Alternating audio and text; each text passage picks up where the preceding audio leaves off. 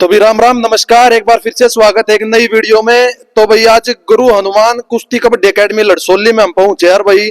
नवीन मोर पहलवान, भारत केसरी, हिंद केसरी, दिल्ली केसरी और भाई 5 बार के वर्ल्ड पुलिस गेम में गोल्ड मेडलिस्ट। तो भाई बातचीत करेंगे पहलवान जी आता है और भाई जो इनके संघर्ष भरे एक कुश्ती के सफर की कहानी है वो जानेंगे। तो पहलवान जी राम राम नमस्कार, स्वागत है एक बार। राम राम भाई, नमस्कार। सभी देखने वाले दर्शकों को भी नमस्कार।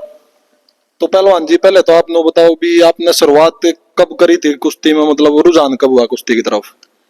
कुश्ती की शुरुआत करी थी भाई 97 के लास्ट में। मैं अखाड़े में गया था 97-98 में। तो वहीं दिल्ली गुरु हनुमान अखाड़े में ही शुरुआत करी थी। बाकी उससे पहले बालक थे जब 9, 10, 11 साल के, तो मेरे चाचा हैं अपना चांदराम जी, वो कबड्डी खेला करते। तो खेत में उन्हें देखा करते कबड्डी खेलता है ना, तो गेम की प्रति मतलब बचपन से ही रुझान हो गया था भाई, कबड्डी खेल लेंगे। फिर खाड़े में चले गए तो फिर कुश्ती की तरफ तो सारा। पहलवान जी वो उम्र कितनी थी जब आप खाड़े में गए थे, गांव छोड़ के दिल्ली आप गए? तो क्या सोच के गए थे और कौन मतलब जबरदस्ती करी थी किसी ने, आपका खुद का मतलब ये था कि मेरे को बड़ा पहलवान बनना है? नहीं, उस टाइम तो भाई भाई रहा करते बड़े वाले खाड़े में, उनको जाए भी साल भर हुआ था, तो उनके पास ही गया था मैं।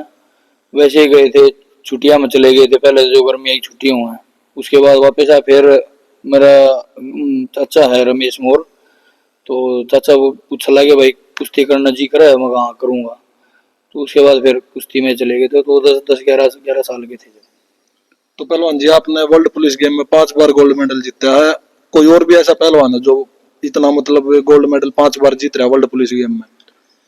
देखो, दूसरा मेरी नज़र में तो अभी है नहीं कोई ऐसा ऐसा जो अपना इंडिया का जीत रहा हो लगातार इतने। बाकी वो भी इसका कोई मेरे नॉलेज में है नहीं। तो पहलवान जी आपने पढ़ाई कहाँ तक करी है? पढ़ाई मैंने बीए तक करी है। पहलवान जी जो एक ये कुश्ती का खेल ऐसा खेल है, इसमें चोट लगना एक मतलब आम बात है। तो आपका कदे चोट लगी तो मन में ये महसूस नहीं हुआ कि भाई कुश्ती छोड़े कोई दूसरा गेम ज्वाइन करें या भाई अपना कोई और बिजनेस की तरफ रुझान करें? नहीं, कुश्ती तो अब ये लगा लो खून में बस गई थी। तो चोट तो मेरा बहुत ज्यादा लगी। 2 बड़े ऑपरेशन भी हुए, घुटने का लिगामेंट टूट गया था 2011 में, और 2009 में कंधे की मसल फट गई थी, कंधे का भी ऑपरेशन हुआ, गिट्टी के में भी लगी। तो मतलब ये था भाई, सोच रखा था भाई कुछ जो कुछ करना है कुश्ती में ही करना है, और दूसरी तरफ ध्यान कदे गया ही नहीं। और उस टाइम फोन फान यूज करा ही नहीं करते, तो दूसरे चीज़ों की तरफ ध्यान नहीं था हमारा। तो फोन भी मैंने तो नौकरी लगे बच्चे दवाया था घर क्या ना, वो भी वो खटकिया वाला नोकिया का। तो ध्यान भटक गया है बच्चे का। जब ये फोन ना बढ़ जाए, दूसरी चीजें हम चले जाए, या कहीं बाहर दूसरे ग्रुप में बैठे लग जाए, तो जब ध्यान भटके कि भाई छोड़ो कुश्ती ने, क्योंकि कुश्ती एक बहुत हार्ड गेम है, बहुत मेहनत का गेम है। तो इसमें कई बार उतार चढ़ाव आते हैं, कई बार ज्यादा ज्यादा दिन हो जाए बच्चे ने प्रैक्टिस करते, और कहीं पोजीशन नहीं आ रही, मेडल नहीं जीत रहा, तो तब भी मोरल डाउन होता है बच्चे का। ये नहीं कि भाई चोट लगने के बाद ही हो, वैसे भी मोरल डाउन होता है, लेकिन उसके पीछे बैकअप कैसा है, उसको गाइड करने वाले उनके पेरेंट्स कैसे हैं, सपोर्ट कर रहे हैं कि नहीं कर रहे, उसका गुरु उसका उस्ताद कौन है, वो उसको मोटिवेट कर रहा है कि नहीं कर रहा है। तो हमने गुरु भी ऐसा मिल रहा था मोटिवेट करने वाला, और भाई परिवार भी ऐसा, हमारा तो स्पोर्ट्स फैमिली है, तो परिवार ने पूरा साथ दिया है, पूरा बैकअप था। तो दूसरी तरफ कभी ध्यान नहीं गया कि भाई कुश्ती में ही करना है, और चोट ठीक कर करके दोबारा फिर कुश्ती लड़ी और फिर जीते। पहलवान जी नवीन मोर को नवीन पहलवान बनाने में सबसे बड़ा योगदान किसका है? देखो भाई, सबसे पहले तो आशीर्वाद दिया था भाई गुरु हनुमान जी ने, और वो आशीर्वाद मैं आज तक मान रहा हूँ, और वो आज भी हमारे बीच में है गुरु जी। वो गुरु जी की 99 में 24 मई को डेथ हो गई थी। तो आज तक भी मैं उनका आशीर्वाद मानता हूँ। बाकी फिर मेरा परिवार पूरा सपोर्ट करा है। मेरे चाचा रमेश मोर हैं, चांदराम मोर हैं, चाचा कबड्डी खेला करते, ये दूध लेके जाया करते दिल्ली। और बड़े वाला भाई जयदीप, वो साथ रहा करता, वो खाने पीने का ध्यान रखा करता, और प्रैक्टिस मेरे चाचा रमेश मोर कराया करते। और बाकी भाई घर के परिवार, मेरे माँ बाप हैं और हमारा पूरा परिवार है, उनका सबका सहयोग रहा है उन यहाँ तक पहुँचाने में। तो भाई आप लोगों को बता दें कि भाई नवीन मोर पहलवान है ना, एक जो फैमिली बैकग्राउंड है वो सारे इनके स्पोर्ट्स फैमिली है।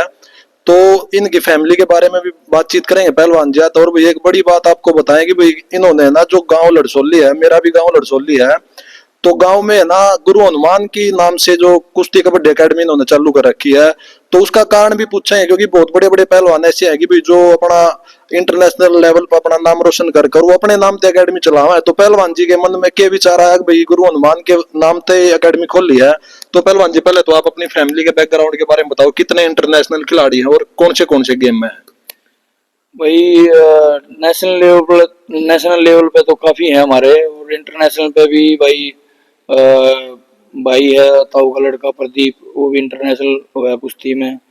प्रवीण है, वो बॉक्सिंग में इंटरनेशनल हुआ है, अब इनकम टैक्स में जॉब कर रहा है। और लॉन टेनिस में चाचा का लड़का हिमांशु, वो भी इंटरनेशनल हुआ। और अब एयरफोर्स में जॉब कर रहा है, स्पोर्ट्स कोटे से ही। चाचा की बेटी है हिमानी मोर, वो भी इंटरनेशनल हुई लॉन टेनिस में। और एक मेरे बड़े ताऊ का लड़का था, वो शतरंज खेला करता, तो शतरंज में भी उसका जूनियर में नेशनल तक गोल्ड था। फिर उसकी ताऊ ने उसका गेम छुड़वा दिया था वो पढ़ाई में। और कबड्डी में इंटरनेशनल हमारे चाचा चांदराम जी, वो भी इंटरनेशनल वो कबड्डी भारत की कबड्डी टीम के कैप्टन रहे हैं सर। हाँ, कैप्टन रहे हैं इंडिया टीम के कबड्डी के।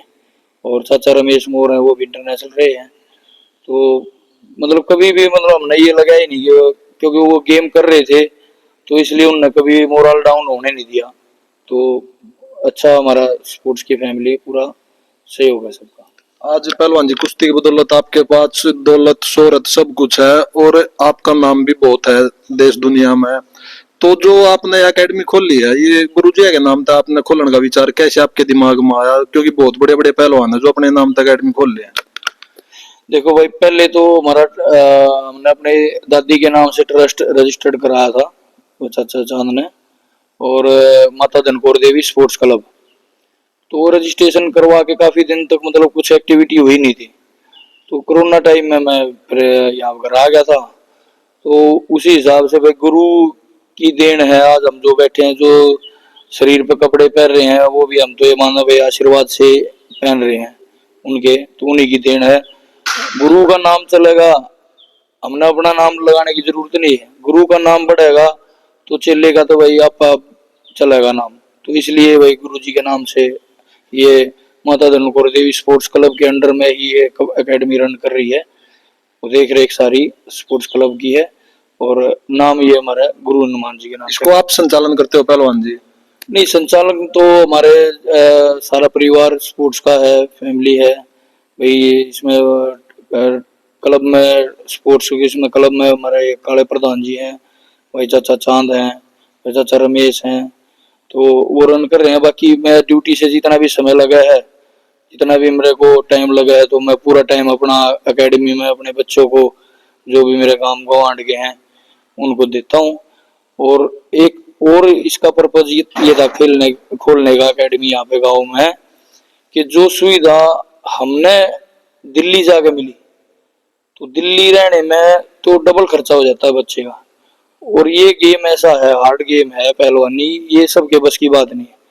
तो इसको जो मीडियम फैमिली के बच्चे हैं हमारे, वही कुश्ती में आते हैं। तो सबका फाइनेंशियली प्रॉब्लम होती है भाई, सबका इतना व्योत नहीं होता कि भाई इतना खर्चा करें। और आज के टाइम कुश्ती मतलब एक सस्ता गेम नहीं रहा है, बहुत खर्चा इसमें गेम में होता है डाइट पे। तो जो सुविधा हमने दिल्ली जाके मिली, तो वो मैं अपने गांव के बच्चों को, अपने गवांड के उन बच्चों के एक प्लेटफार्म मिले कामयाब बनने के लिए। जहां तक मेरी सोच ये है कि भाई जहां तक मैं पहुंचा हूं, मेरे से आगे मेरे गांव के, मेरे गवांड के और 20-30 बच्चे निकले, और वो जहां तक हम नहीं पहुंच पाए वो वहां तक पहुंचे। तो यही मेन मकसद था इसका। तो भाई आपको बता दे कि भाई नवीन मोर पहलवान जो फिलहाल एक जोरी का काम करने लग रहा है, जो हीरे की पहचान होती है वो जोरी को होती है। और पहलवान जी आपके इस अखाड़े में कितने पहलवान प्रैक्टिस करें और किस लेवल पर कौन कौन खेल रहे हैं, मतलब जो इंटरनेशनल लेवल पहलवान है कोई? नहीं, अभी भाई नई एकेडमी खुली है, अभी 2-3 साल हुए हैं। तो अभी छोटी प्योत है मेरे पास, छोटे बच्चे हैं, और वो अभी चल पड़े हैं, क्योंकि इसमें पेशेंस रखना पड़ा। पहलवानी में कंपटीशन बहुत ज्यादा है कुश्ती में, और धीरे धीरे अभी हमारा हमने जो प्योद लगाई है, बच्चे सिखाया है छोटे बच्चों को, तो वो अब धीरे धीरे कुश्ती लड़ना सीख रहे हैं। और आसपास के दंगलों में हमारे डिस्ट्रिक्ट लेवल पर, स्टेट लेवल पर हमारे बच्चे खेले हैं। तो पुराना पहलवान हमारा जो जैसे बना बनाया अखाड़े में लिया हुआ है, अखाड़ा दूसरे के अखाड़े में पाड़ लिया हुआ है, वो काम मेरा नहीं है। मेरा मानना ये है कि भाई अपने सामने अपने हाथ से तैयार करा और वो ही बच्चा गुरु का भी सम्मान करेगा आखिर तक, और वो गुरु का भी परीक्षा हो जाएगी गुरु की भी, कि भाई इसमें कितनी कैपेसिटी है। तो मैं तो लड़ाई हुआ आखिरी यार पार की लड़ रहा हूँ कि भाई अपने हाथ से तैयार करके मैं बच्चे ने उस लेवल तक लेकर जाऊं। पहलवान जी, जो अखाड़ा अपनी एकेडमी है, तो इसमें क्या क्या सुख सुविधाएं आप बच्चों को दे रहे हो, और कहाँ कहाँ के बच्चे यहाँ प्रैक्टिस करने के लिए आ रहे हैं? बच्चे दूर दूर के भी हैं हमारे पास, राजस्थान के हैं, यूपी के हैं, महाराष्ट्र के भी हैं 2-3 बच्चे। और सुविधा हमारा रेसलिंग का मैट है, कबड्डी का मैट है, कबड्डी का ग्राउंड है मिट्टी का, कबड्डी कुश्ती का मिट्टी का अखाड़ा है, जिम है, और रहने के लिए बच्चों के लिए शोरूम है, मैच है। जो इंटरनेशनल लेवल पे बच्चे को लड़ने के लिए जो सुविधा चाहिए वो सारी अवेलेबल करा रखी। और फिर आप जैसे गुरु मिल रहे हैं उनको? जी भाई, हम तो गुरु क्या, गुरु शब्द लगाने के लिए तो पूरा जीवन तपस्या करनी पड़ेगी। वो हम गुरु नहीं का, हम तो मैं उनके बड़ा भाई बन के उनका पालन पोषण कर रहे हैं, उनको शिक्षा दे रहे हैं। तो गुरु शब्द लगाने के लिए तो पूरा जीवन निकल जाए। तो अभी तो गुरु के लायक हुए नहीं हम, लेकिन कोशिश है वहां तक धीरे धीरे हम भी पल्ला पकड़ के जो गुरु, मतलब जो दाव पैंच आपने सीखे वो आप उनको, अपने जो शिष्य हैं उनको सिखा रहे हो? बिल्कुल बिल्कुल, जो हमारे छोटे भाई बहन है उनको हम शिक्षा दे रहे हैं। जो गुरु हनुमान जी ने तपस्या करी, वो तो देखो अभी मतलब सदियों में गुरु पैदा होते हैं ऐसे, तो उस लेवल पे तक तो पहुंचने के लिए पूरा जीवन निकल जाए। लेकिन अभी कोशिश कर रहे हैं, शिक्षा दे रहे हैं, तो धीरे धीरे बहुत टाइम लग जाता है। पहलवान जी, जो आज का दौर है और जो पहले का दौर था कुश्ती का, तो उसमें क्या फर्क महसूस करो, क्या फर्क मानो? देखो भाई, पहले का दौर ये था कि भाई गुरु लठ मारा करते। पहले कोई भी बालक गलती कर देता, मतलब ये हिम्मत नहीं थी। हमारे गुरु का इतना खौफ था अखाड़े में कि बच्चे का सोने का टाइम है ना, तो माँ बाप भी कोई मिलने आया बच्चे थे तो उसकी भी हिम्मत नहीं थी बच्चे को सूता ठा दे। बाहर बैठा करते, भाई बाहर बैठ जा, शाम को 4 बजे उठेंगे प्रैक्टिस के टाइम जब मिलना, और मिलकर अपना किसी ने घी देना था, पैसे देने थे, देकर वापस भेज दिया करते। आज का टाइम ऐसा हो रहा है कि यहाँ अखाड़े में भी देखता हूँ मैं, बच्चे आते हैं उनके माँ बाप आए हैं, तो माँ बाप मतलब ज्यादा छाती का लाग रखे हैं कि ये बच्चे तक कोई सा कोच छोड़ रखा है यहाँ जैसे, तो करड़ा मंदा बोल जा, एक थप्पड़ चट्टू लगाना पड़ जाए, तो मतलब माँ बाप ये सोचा है कि भाई मेरे बच्चे को के पीछे लग रहे हैं, मतलब ये भाई इससे कट्टर लगे। और पहले उल्टा था कि गुरु जी इसके बत्ती लठ मार ला गया तो ये मान ले कि गुरु ने ध्यान धर दिया उस पर, वो कामयाब होना है, वो कामयाब होना है। पहले जिसके ऊपर जिस पे बत्ती गाड़ दिया करते, बत्ती लठ मारा करते, तो ज्यादा ध्यान रख लग जाते, तो दूसरा के ये समझ में आ जा भाई इसके ऊपर हाथ धर दिया है। और अब उल्टा हो रहा है कि भाई जिसके ज्यादा मारपीट कर दी, धमका दिया, जिस पे ज्यादा प्रेशर पहलवानी का मेहनत का दे दिया, तो वो बच्चे अपने घर परिवार वालों को गलत गाइड करते हैं कि भाई कोच तो या उस्ताद मेरे तक कट्टर लग गया, मेरे पे ज्यादा सोच का फर्क हो गया। हाँ, मेरे को ज्यादा परेशान कर, हाँ सोच का फर्क हो गया। अब दूसरा टाइम हो गया, और उस टाइम भाई मोबाइल नहीं थे, तो सिर्फ एक ही फोकस रहा करता, भाई पहलवानी करनी है और कामयाब, अपना टारगेट पे ध्यान हुआ करता। तो यहाँ भी मैंने अपना, जो बच्चे यहाँ रह रहे हैं हॉस्टल में, उनका मोबाइल अलाउड नहीं है यहाँ पे। सिर्फ जैसे यहाँ कोच रहता है, जो उसका नंबर है, किसी को पेरेंट्स को कोई बात करनी है तो उसके फोन पे फोन आऊगा। तो एक ये फर्क हो रहा है, और एक खान पीन का भी फर्क हो रहा है। बच्चों से डाइट खाई नहीं जाती, ना उतनी मेहनत होती, पता नहीं वो क्या खान पीन की समस्या है या क्या लगाओ उसमें, तो पहले वाले सिस्टम अब रहा नहीं। पहलवान जी, आपके जो टाइम में इतनी सुख सुविधाएं नहीं मिलती थी, आज के टाइम में सुख सुविधा ज्यादा मिलती हैं। हाँ, सुख सुविधा पहले तो हम अखाड़े में गए थे जब दिल्ली हमारे अखाड़े में, तो फुटपाथ पे चारपाई डाल के सोया करते पहलवान, क्योंकि अखाड़ा हमारा गुरु जी का वहाँ छोटा था और जगह इतनी थी नहीं, कमरे तो जो बड़े पहलवान थे उनको मिलाया करते। बाकी तो सारे कोई फुटपाथ पर, कोई पेड़ के नीचे खाट डाल रहा है, गर्मी हो चाहे सर्दी हो, बाहर सोया करते। लेकिन फिर भी वहां से रुस्तम बना करते। अब सारी सुविधा घर के भी कोई आवे है तो सबसे पहले सारी सुविधा देखा है, तो बच्चे को मतलब तपन नहीं देते, और जो तपेगा वही निखरेगा, इसमें तो ये रूल है इसका तो। बिल्कुल पहलवान जी। तो पहलवान जी, जो आपने मिट्टी के अखाड़े तक शुरुआत करी है और मैट के अखाड़े तक, मतलब मैट की कुश्ती तक का सफर तय करा है, तो इनमें क्या फर्क है भाई? मैट की कुश्ती कैसी हो और अखाड़े की जो मिट्टी की कुश्ती कैसी हो है? मिट्टी की कुश्ती तो हमारे हिंदुस्तान का कल्चर है, मिट्टी से ही शुरुआत करते हैं बच्चे, और मिट्टी से ही, जैसे छोटे बच्चे हैं दंगल में जाओगे, 50 रुपए की कुश्ती जीतेंगे, 100 की, कोई 200 की, कोई 500 की, तो पैसे लेकर आओगा, तो कम से कम 2 गिलास जूस का खर्चा निकलेगा उसका। तो हमारी जो कुश्ती को जिंदा रख रही है वो मिट्टी की कुश्ती है हमारे हिंदुस्तान की। और मैट का ये है कि मैट पे हम स्टेट लेवल पे मेडल जीते हैं, इंटरनेशनल लेवल पे, फिर इंटरनेशनल खेले हैं, तो जॉब भी अच्छी, नौकरी मिल जाए और पैसा भी अच्छा मिल जाए, तो दोनों चीज मतलब एक साथ पैरेलल चल रही हैं और ये चलेंगी और चलनी भी चाहिए, मेरा तो मानना ये है।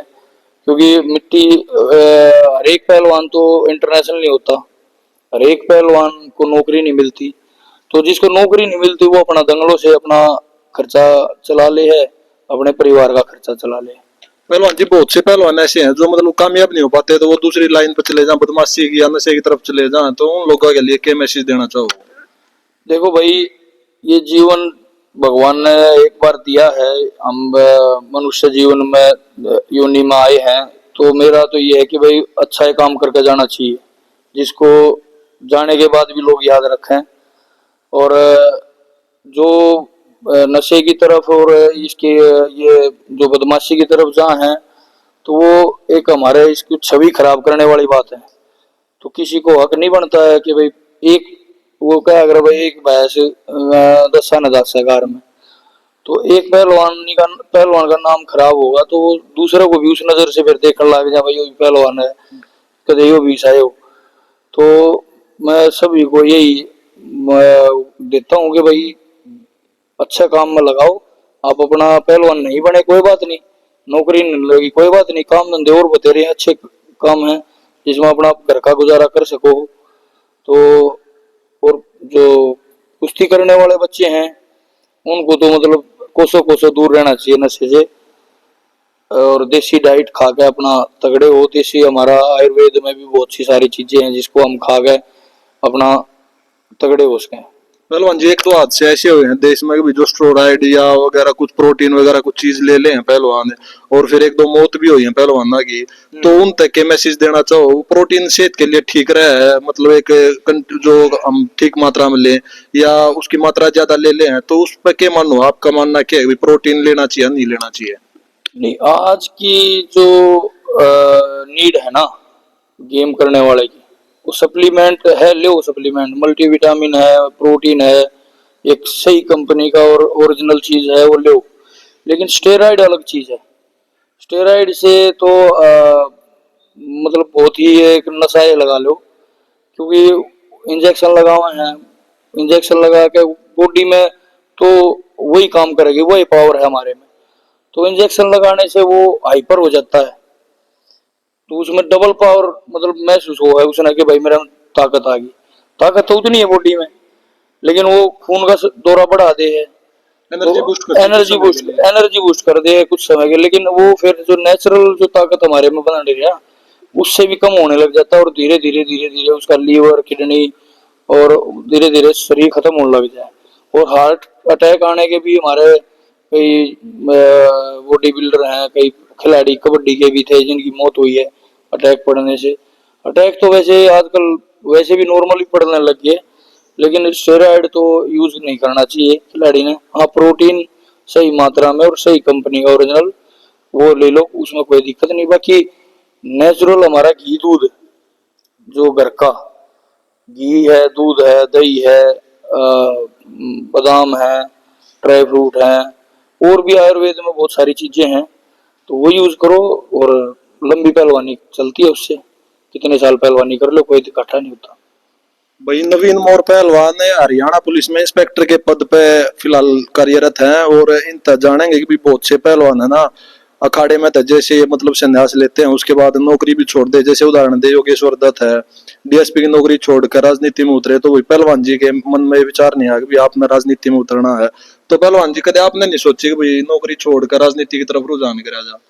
नहीं भाई, ऐसा तो हमारा कदे मन में आइए नहीं, क्योंकि हमारा जो फैमिली का बैकग्राउंड है वो भी कभी राजनीति में सक्रिय नहीं रहा, और ना हमारे मन में रही। हमने तो ये है कि भाई जो करना है अपनी मेहनत से करना है, अपनी मेहनत से यहाँ तक पहुंचे हैं, परिवार के सपोर्ट से। और जिस चीज में हम आधा जीवन दे के हम यहाँ तक पहुंचे हैं, तो मेरा मानना है कि भाई मैं राजनीति का हमने रह भी नहीं पता। राजनीति में तो बहुत सारे हथकंडे चल रहे हैं, तो हमने छल कपट किसी के लिए 3-5 करना वो तो सीखा ही नहीं, ना हमारे गुरुओं ने सिखाया कदे, ना हमने आया, ना हमारे परिवार ने सिखाया। तो हमारा तो सीधा सीधा फंडा है कि भाई हमने ये कुश्ती में हम यहाँ तक पहुंचे हैं आधा जीवन दे के, 18-20 साल पहलवानी करके, तो हम यो काम अच्छे से कर सके हैं। हम अपने ये भी एक समाज सेवाएं लगा लो आप। बिल्कुल पहलवान जी। अब किसी का बच्चा, क्या पता किसके घर में जोत जल जाए भाई, किसका बच्चा निकल जाए, किसके बच्चे के मन में दिमाग में सही सेंटर में बैठ जाए कि भाई हमने बनना ही है, और वो मेहनत अच्छी कर ले, किसी का बालक नौकरी लग गए, तो यह समाज सेवा है। राजनीति भी वैसे समाज सेवा थी, लेकिन अब दूसरे रूप में चल पड़ी है, तो राजनीति का हमारा ना तो कभी विचार आया और ना आवे। पहलवान जी आपकी उपलब्धियां क्या क्या है, एक बार हमारे दर्शकों को बताओ। भाई उपलब्धि तो मैं 18-19 कंट्रियों में इंडिया टीम को रिप्रेजेंट करा है, और एशिया चैंपियनशिप में गोल्ड है, सब जूनियर में। जूनियर एशिया चैंपियनशिप में 2 बार सिल्वर मेडल है, कॉमनवेल्थ चैंपियनशिप में सिल्वर मेडल है, वर्ल्ड पुलिस गेम में 5 गोल्ड है, और एक ब्रोंज है। 2 मेडल तो एक बार इकट्ठे आए थे पहलवान जी शायद। हाँ, दो ही हर बार 2 ही आए हैं। ग्रीको रोमन और फ्री स्टाइल दोनों स्टाइल में खेला था। तो 2011 अमेरिका तो गोल्ड और ब्रोंज आया था। बाकी 2013 में आयरलैंड, वहाँ दोनों गोल्ड आए थे, और 2015 में अमेरिका, वहाँ भी गोल्ड आए दोनों। और लगातार नेशनल में मेडल, नेशनल चैंपियन भी रहे हैं। लगातार मेडल कई सालों तक अपना नेशनल में भी दबदबा रखा है, और हिंद केसरी, भारत केसरी का भी खिताब मैंने 16-17 बार जीता है। और भीम अवार्ड, जो हरियाणा गवर्नमेंट का सबसे बड़ा अवार्ड है, भीम अवार्ड 2007 में मिल गया था। तो पहलवान जी एक आखिरी सवाल आप तक, भाई एक पहलवान बनने के लिए आदमी में क्या जरूरी होना चाहिए? भाई सबसे पहले वो क्वालिटी जरूरी है। भाई आज के टाइम के हिसाब से, और पहले भी ये था, सबसे पहले बच्चे को है ब्रह्मचर्य का पालन करना।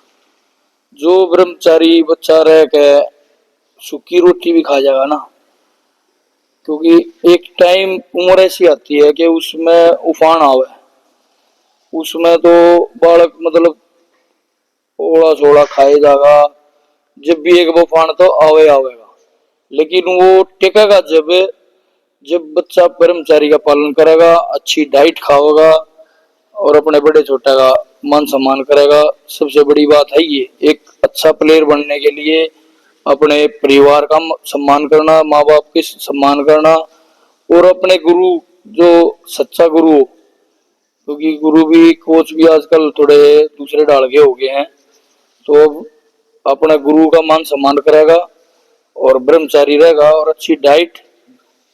कुश्ती में या किसी गेम में भी हमने तो ये देखा है, ये सीखा है भाई, कि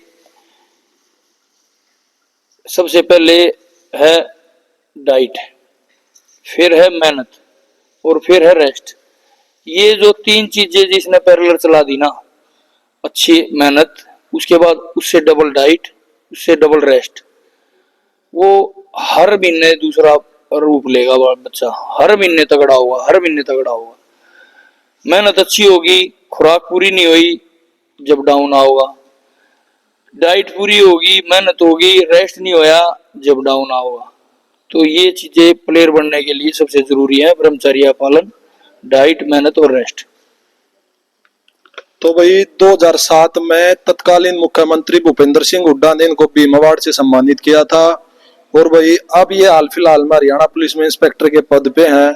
और जो भाई पहलवान, अगर छोटे भाई अगर कोई वीडियो देख रहे हैं, जो युवा पहलवान है, तो वो अगर पहलवान जी के सानिध्य में आकर अगर वो कुश्ती के गुर सीखना चाहते हैं, तो पहलवान जी का जो अखाड़ा है वो अपना दिल्ली से चंडीगढ़ का जो रोड है उस पे NH44 पे टोल टैक्स आता है मुरथल, उससे आगे गांव है लड़सोली, वहां इन्होंने अपनी एकेडमी चालू कर रखी है। भाई जिसको भी गुरु सीखने हो भाई पहलवान जी के पास आकर अपना गुरु सीख सकता है और भाई एक जो है कुश्ती को एक बुलंदियों पर ले जा सकता है। तो पहलवान जी बहुत बहुत धन्यवाद समय देने के लिए। धन्यवाद भाई, धन्यवाद, नमस्कार।